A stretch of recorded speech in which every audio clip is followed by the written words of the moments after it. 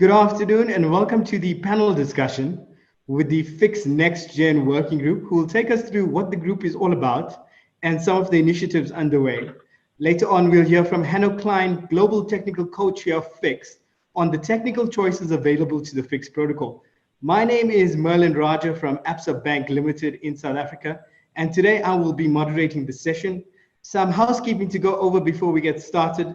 Today's session is run under the Chatham House rules and fixed press policy. Please note, in order to quote someone, you would first need to explicitly gain their permission. Questions and answers, please feel free to pop up any questions you may have. And if we have some time, we will definitely go through them towards the end of the session. Questions can be through the Q&A function in Zoom anonymously or via your name. And most importantly, no question is stupid, so please feel free to put them through to us if anything is unclear. So by way of introductions to the FIXdom working group, in this session we have Sapna Swaly from Vela, Sakeena Lalljee from Aquis, and Alex Ings from Credit Suisse. Together we make up part of the FIXdom working group. Welcome everyone, and thank you for your time today.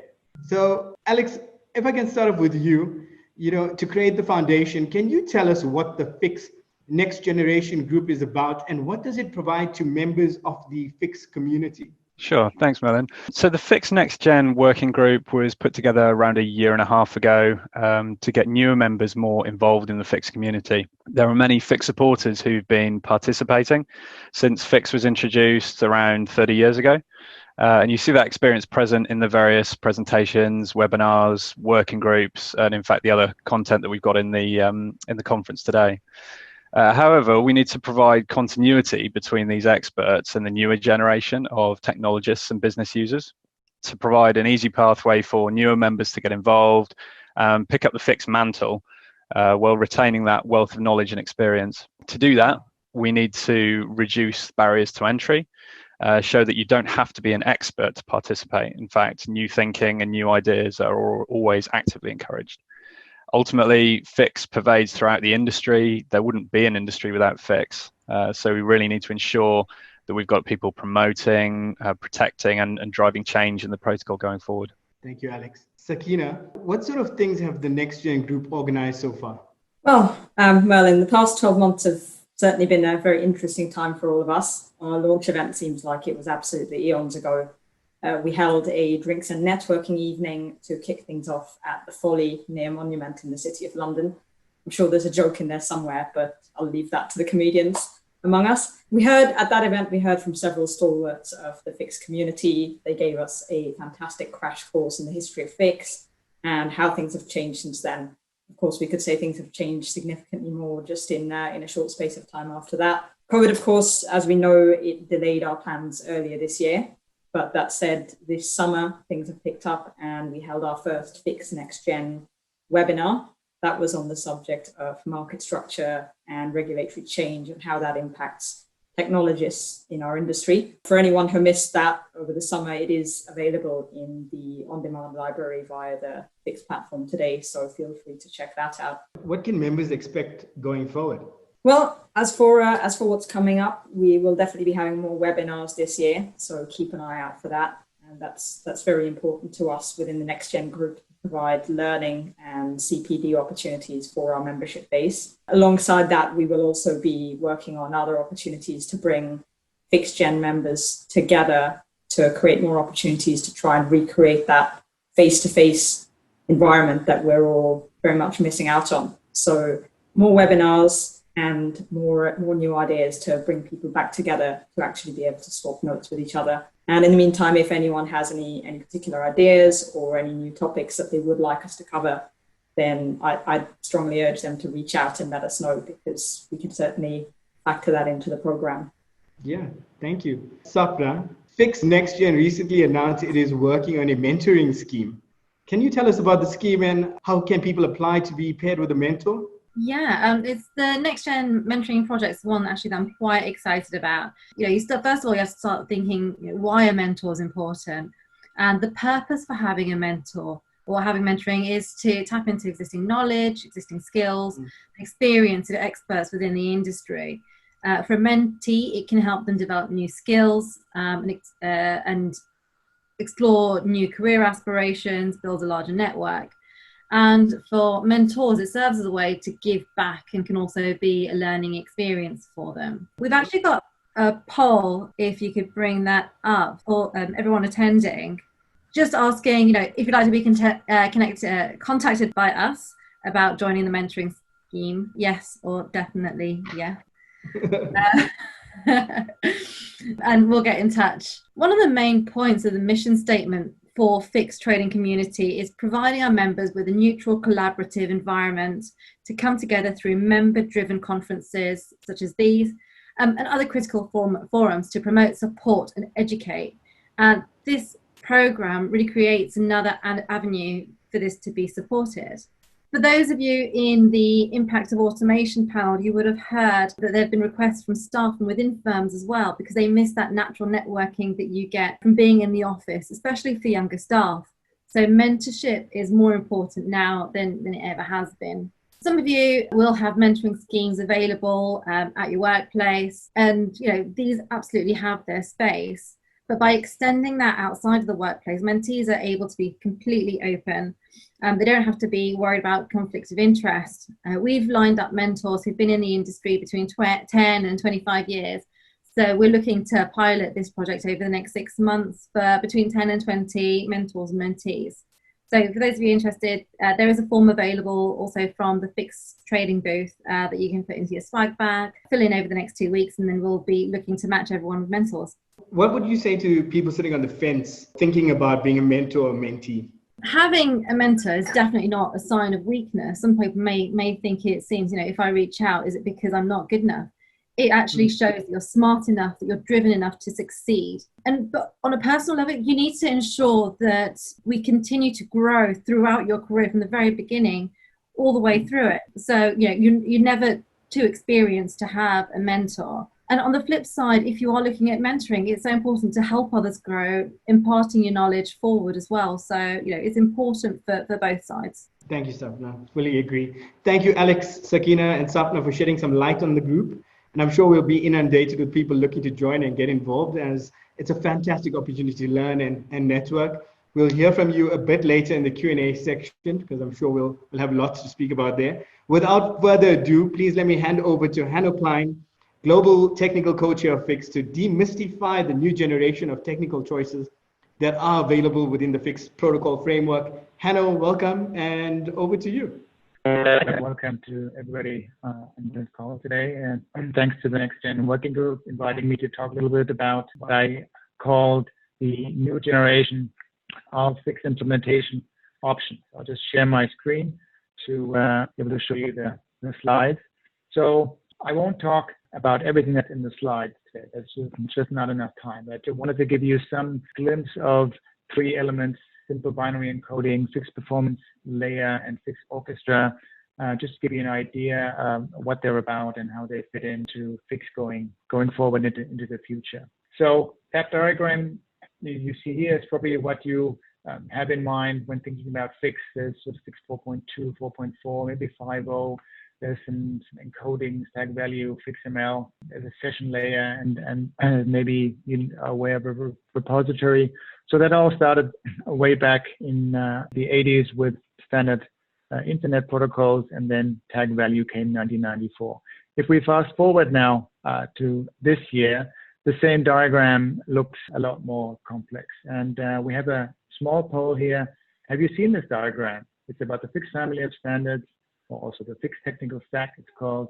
Just say yes or no to give me a feel for this audience here. Okay, so almost 70% have not seen this diagram before. That's good. So you can learn something from today's presentation. So this looks much more complex than it is supposed to be. It's not that you have to know all of this if you want to know FIX. It's showing you a large variety of choices that you have, where you can choose whatever service level you need to support. And on the technical side of the so-called encoding, the wire, also called wire format or syntax, and the session layer and metadata surrounding it.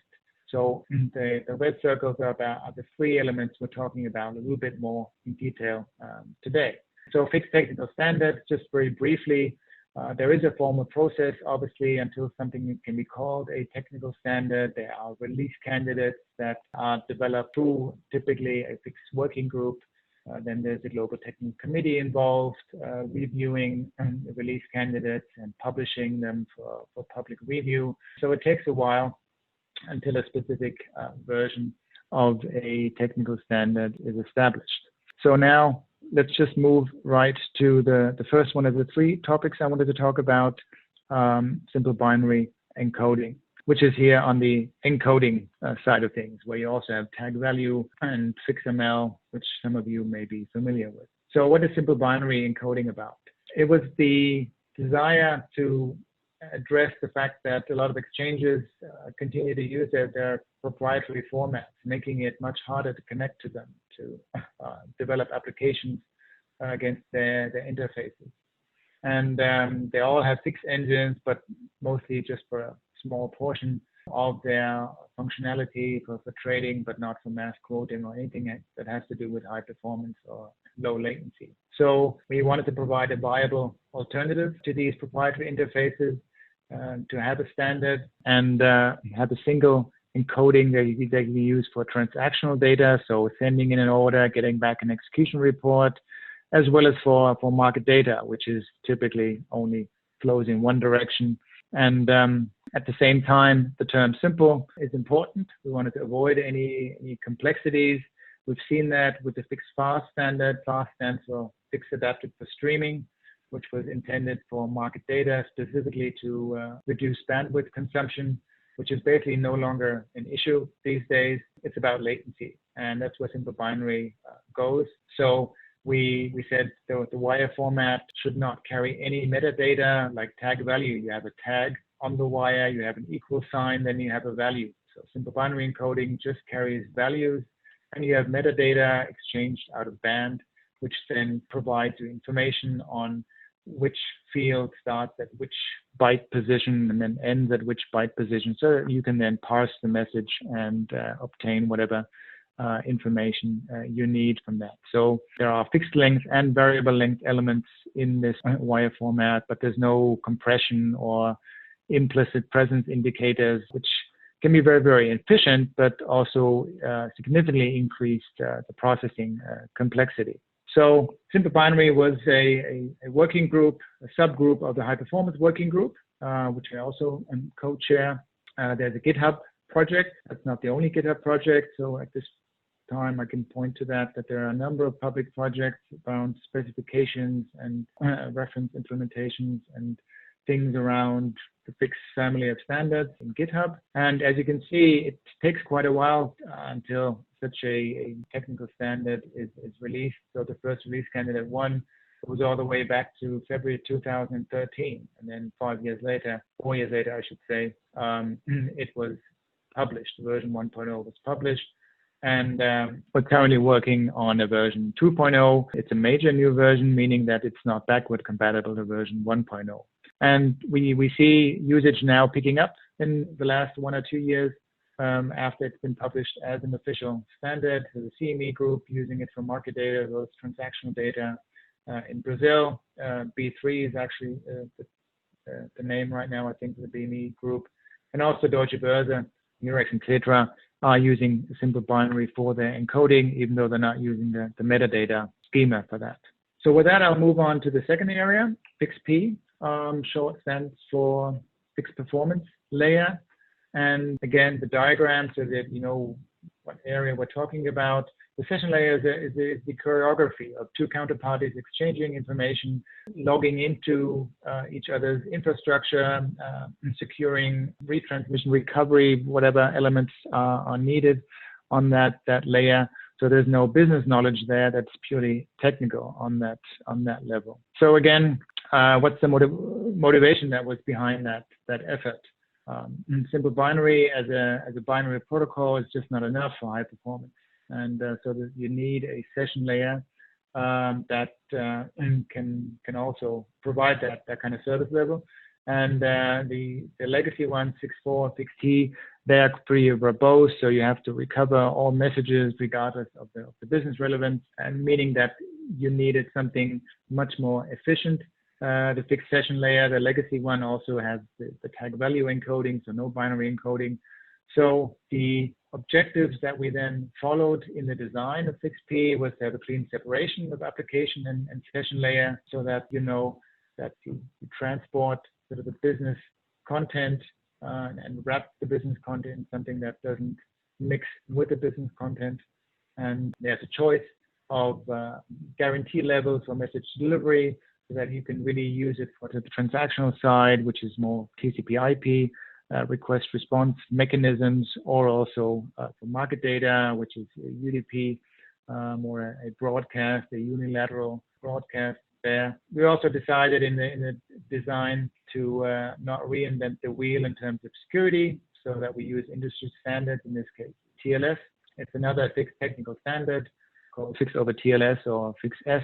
And we looked around and what exchanges and others have done in this area. So you have NASDAQ, SUPBIN, TCP, Mode UDP, UFO protocols. We collaborate with Panther Engineering and have an XMIT protocol. So the characteristics of FIXP are a lightweight session layer for reliable communication, if you will.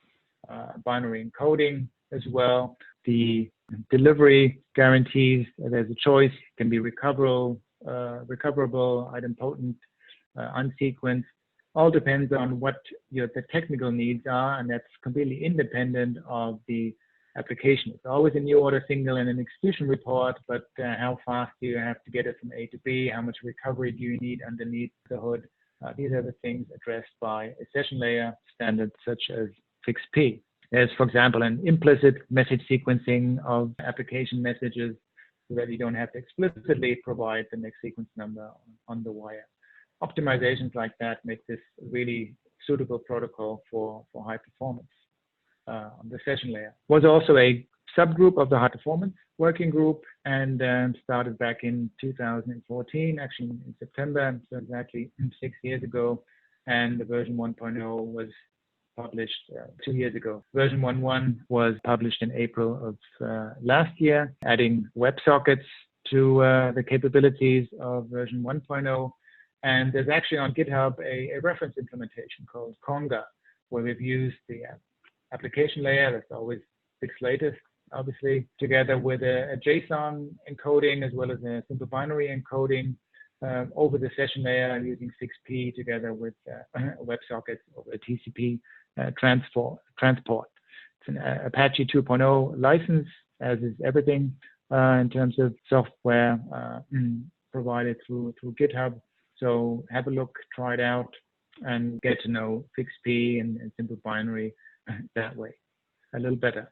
Moving right on to the third item I wanted to present today, Fix Orchestra, which you can see is on the left-hand side. So it's not part of any single layer. It goes across all layers, application encoding and session, as well as transport, to provide metadata, to define messages and scenarios for different message layouts, for configurations. And this is really a very, very powerful tool. And there's has been a separate webinar or FIXinar on this, which is available for download also through the conference today. So there was the motivation to have increased automation to support a machine-readable rules of engagement. So it's very, very important here that this sort of can be the center of your interface development, where you capture all the semantics on the business level side. So what are the messages like orders, quotes, trades that you support? What are the workflows that you support?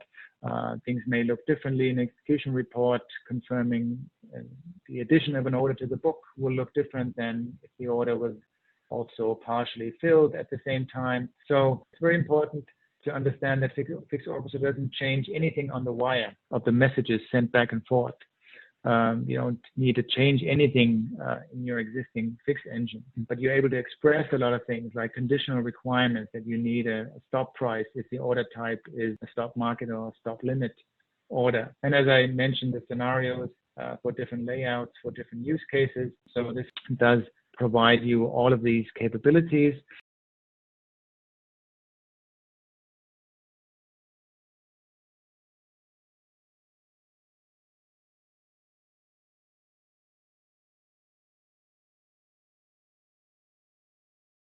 that was sort of the last slide I wanted to show the vision of the Global Technical Committee, where we see FIX Orchestra sitting. So there's in the middle of the infrastructure of somebody using FIX family of standards and using it for all kinds of purposes, be it a business analyst specifying an interface, be it for code generation of a software developer, be it for use cases of a tester, or also to provide documentation, to generate documentation on the website, rules of engagement or a FIXimate. Yeah. All of this supported also by tools from the FIX Global Technical Committee.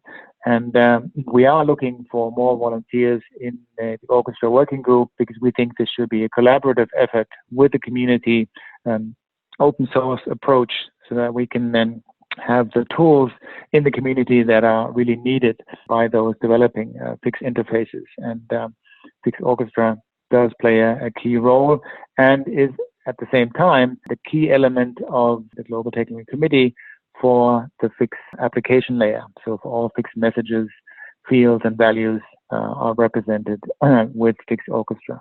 Okay, sorry again for the technical difficulties, and with that I'll wrap up and hand back to Merlin. Thank you. Thank you, Hanno. Really insightful and so much to look forward to as the FIX message protocol continues to evolve.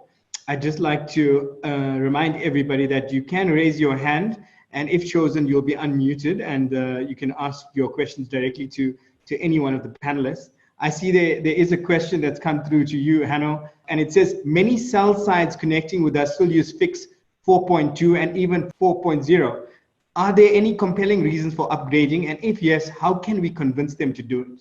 Well, that question is obviously not a new one. Yeah, FIX 5 is around since more than 10 years, and there's still a very strong base of FIX 4.2 users.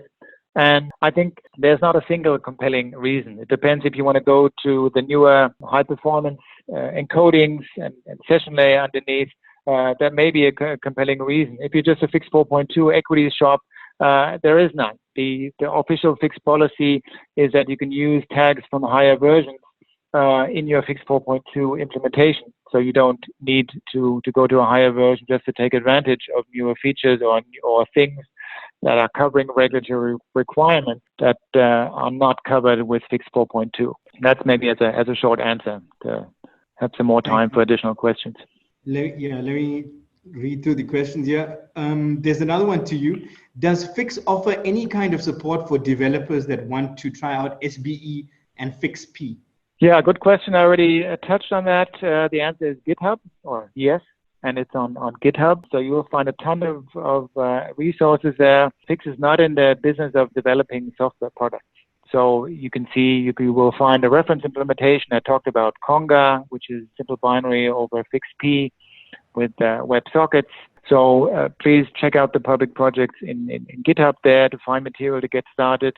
There is also a web page in preparation, or I think it's even already launched, which is about Orchestra tools and tutorials, providing information on FIX Orchestra. So I think that's the best place to go. And then the High Performance Working Group is one where you can join as a FIX member regarding SBE and FIXP, and the FIX Orchestra Working Group on FIX Orchestra. Perfect. I see there's another question that's come through here. To Hanno again, how do I get started with FIX Orchestra?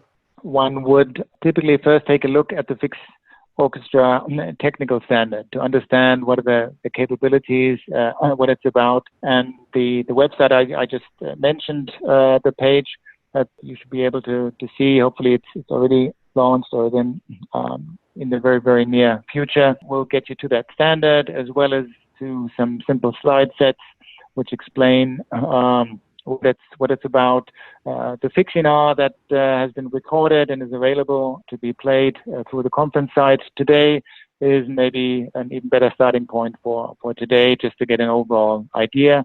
So there are a few sources, and last but not least, again, GitHub. There are a number of projects around FIX Orchestra, including one called Orchestrations, where we've actually done an exercise for the NYSE pillar interface, which is a non-FIX interface, which we converted into FIX Orchestra.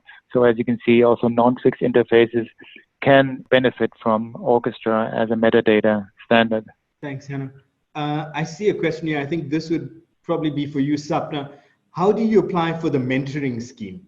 Yeah, it's pretty straightforward to apply for the mentoring scheme. If you go to the FIX trading booth within the exhibition hall, you have the ability to download documents. There's a leaflet in there that you can fill out. It's an online survey. And what we'll do once we get all of the mentees surveys in is align that with the mentors that we have available.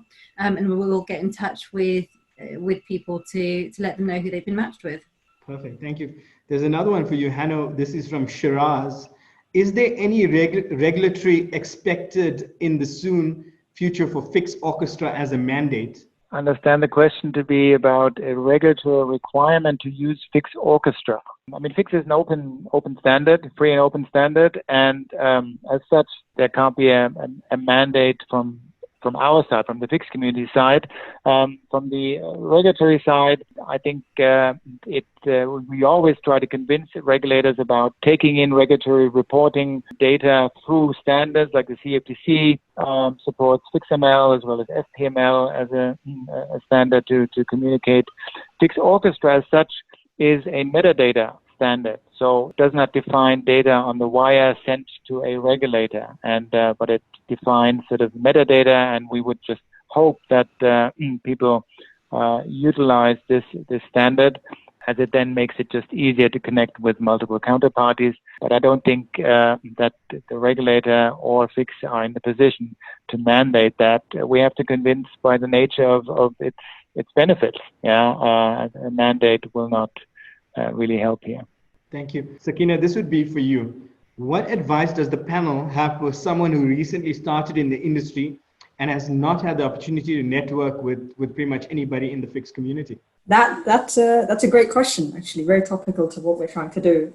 I might advise, or I might say, to try and adapt to the environment we're in at the moment and try and find new and different ways to network, both within your own organization and in the wider FIX community and the industry as well. So one option may be to have a look through the agenda for the event today, see if you recognize the names of any of the speakers. You might be surprised to find that there are already several senior people within one's own organization that are also involved in FIX initiatives already. And the same applies to ourselves on the NextGen group as well. So reach out to people. LinkedIn is your friend. Try and contact people if you think that they are in some way relevant to your role, or if you might have some specific questions. And generally speaking, most people are quite happy to help out and share some time. Perfect. Thank you. Let me wrap up here. So that brings us to a close. Thank you everyone for joining this session. I hope you found it valuable. If you have any questions or would like to set up time with any of us, please do not hesitate to get in touch. We'll be at the FIX Lab after this session, so please double click and chat to the team. Once again, a huge thank you to Alex, Sapna, Sakeena, Hanno, and for the ongoing contributions to the FIX community. And from all of us on this session, goodbye, take care, and hope you enjoy the rest of the conference. Over to you, Deb. Thank you, and thanks everybody for joining the session. Recording of this session will be available from next Thursday on the platform for 30 days after the event. The next session in Stream 1 is Technology and Automation in Fixed Income. And in Stream 2, it's the evolving data landscape and the need for data standards. Please feel free to take a look at our sponsors' booth in the virtual exhibit hall and network with other attendees in the networking lounge. And don't forget to join the live demos. You can find the agenda in the information desk. We have a competition running for those who visit all the sponsor booths in the exhibit hall. And they'll go into a drawing to win a prize. So thank you very much for joining this session and enjoy the rest of your day.